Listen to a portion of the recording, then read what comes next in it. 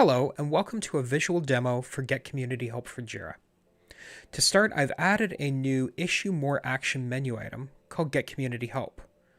When you click on this, it will bring up a modal dialog box that will allow you to search the Atlassian online community.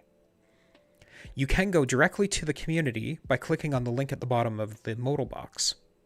But if you prefer, you can actually enter in a search term and then select some tags to include as a part of your search, and then click the search button.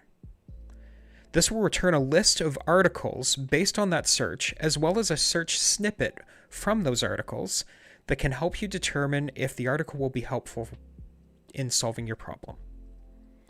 If you found something you think might be useful, you can click on the hyperlink title and it will take you directly to that article on the community.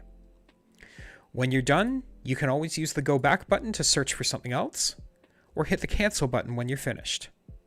I hope you will find this useful, and thank you for watching.